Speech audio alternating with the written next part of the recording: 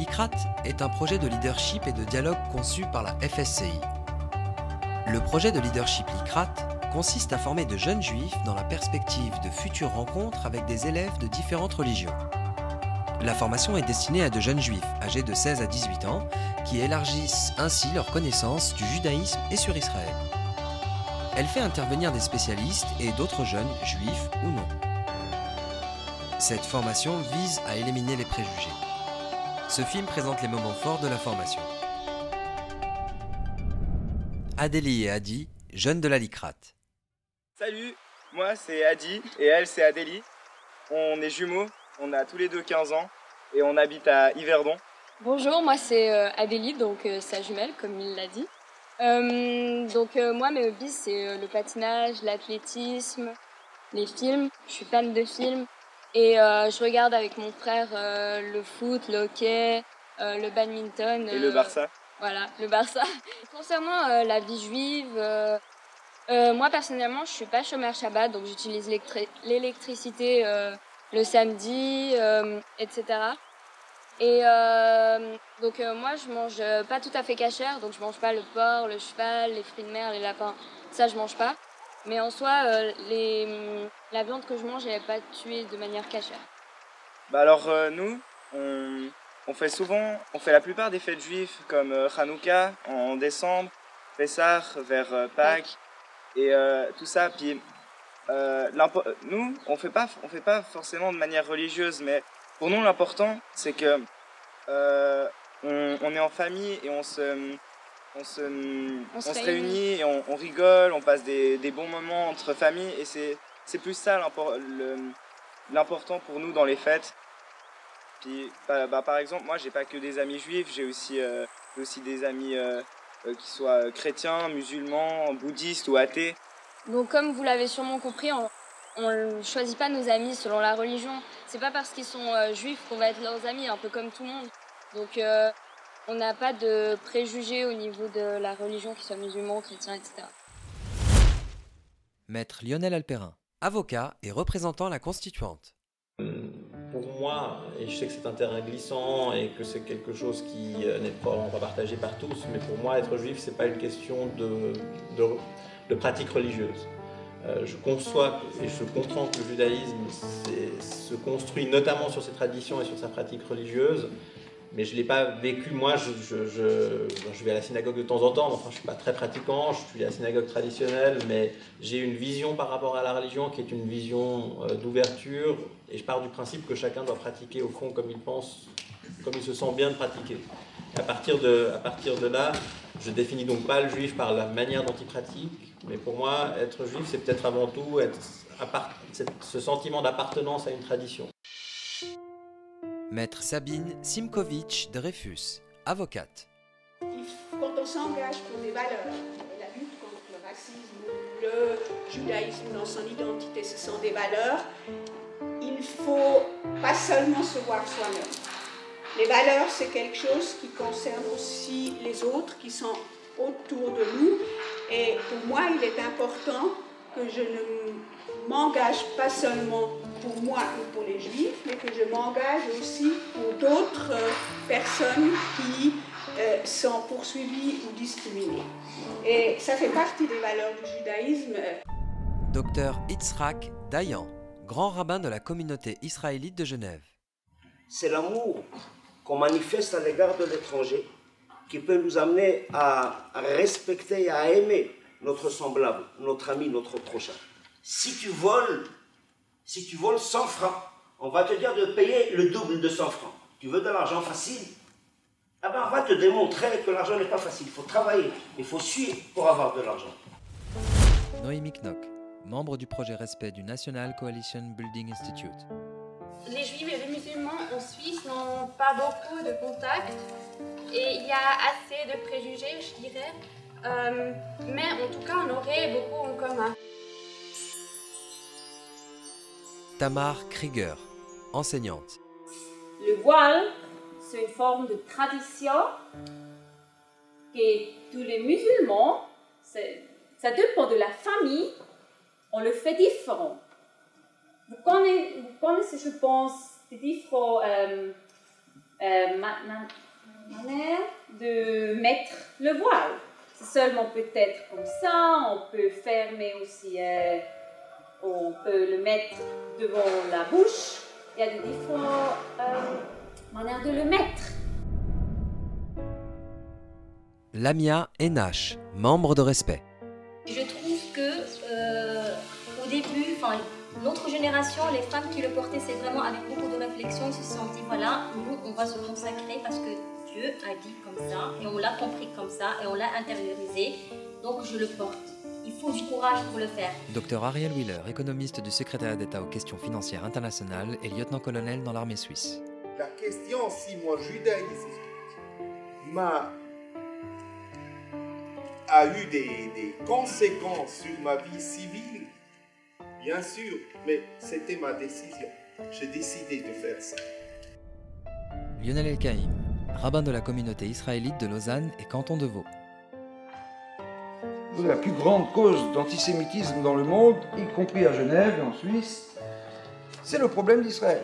Je pense que déjà, l'antisionisme, ça voudrait dire, d'un point de vue littéraire, ça veut dire ne pas être d'accord avec le fait que les Juifs aient un État pour eux. D'accord. Je pense que c'est ça. Donc ça veut dire que les Juifs n'auraient pas le droit d'avoir un État pour eux, tandis que les musulmans et les chrétiens auraient le droit. Donc au final, c'est un antisémitisme, puisque ça revient au judaïsme, et pas seulement à l'État d'Israël. Catherine Sommer, journaliste et productrice RTS. En tant que journaliste, qu'on vous explique comment ça fonctionne en télévision, parce qu'en télévision, les choses sont évidemment un peu différentes, parce qu'une information, quand on l'entend, que ce soit à la radio ou que ce soit une information dans les journaux, il y a le poids des mots, il y a ce qu'on entend et ce qu'on lit, et après il y a le poids des images. Et ça, c'est une variante qui est très importante en télévision, parce que les gens, quand ils regardent la télévision, parfois ils regardent, mais ils n'écoutent pas. Et parfois les images sont tellement fortes qu'ils voient, mais ils n'entendent pas ce qui se dit.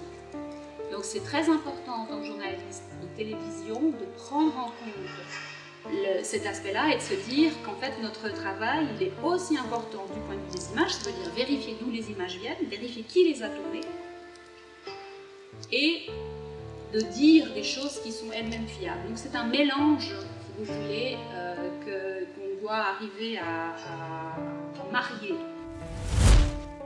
Olivia Alfonso et Lorraine Rose, membres de la CICAD. Les gens ont le droit de manifester pour exprimer leurs opinions.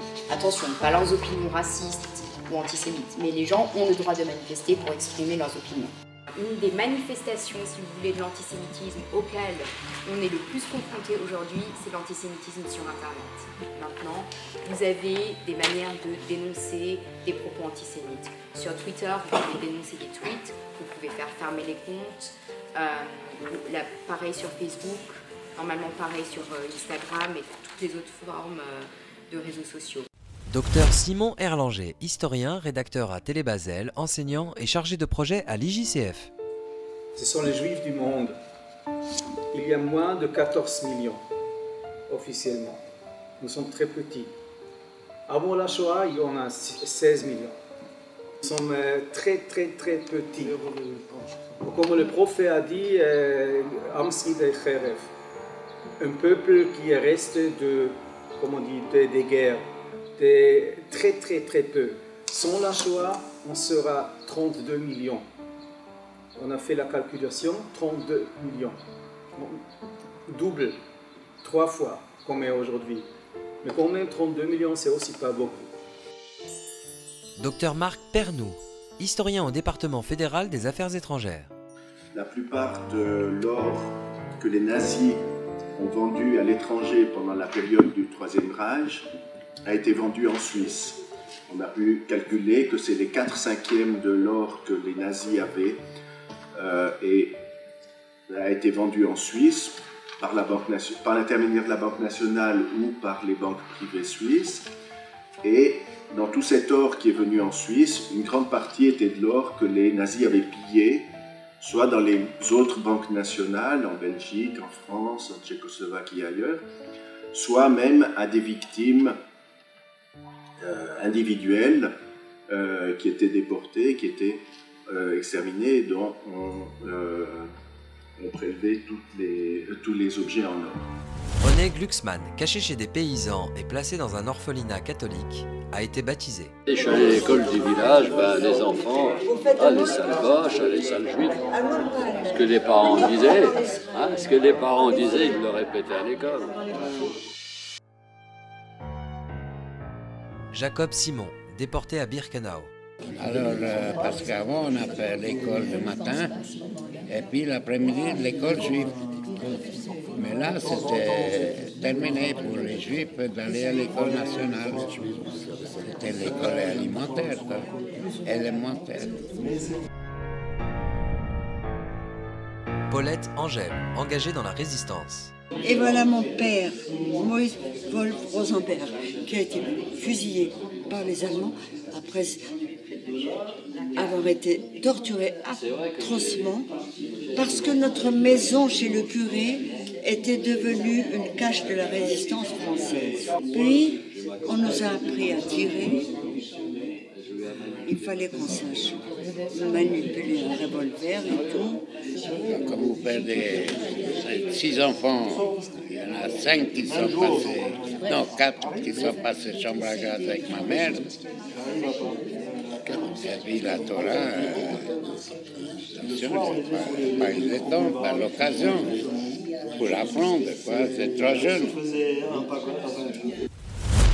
Henri Elias, caché dans un couvent catholique et a été baptisé de force. Moi, je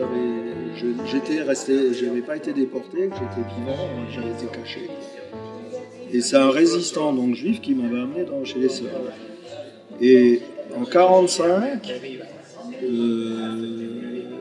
un réseau je dirais des fanatiques, quoi, des gens qui ont sauvé quand même des gens. Mais après la guerre, ils se disaient tous les enfants, ils ont été massacrés, les parents n'en jamais. Donc, qu'est-ce qu'ils ont fait? Dès qu'ils ont eu des nouvelles que quelqu'un recherchait, ils ont fait changer mon nom. Ils m'ont baptisé. Et ils m'ont changé d'orphelinat en orphelinat, sans arrêt, évidemment, pour brouiller les pistes. On n'a rien appris. Pas beaucoup, je crois. Pourquoi on a encore des trucs comme anti-juifs, et si et ça ne devrait plus exister aujourd'hui, puisqu'on a évolué. Mais je pense pas, ça n'a pas tant évolué que ça.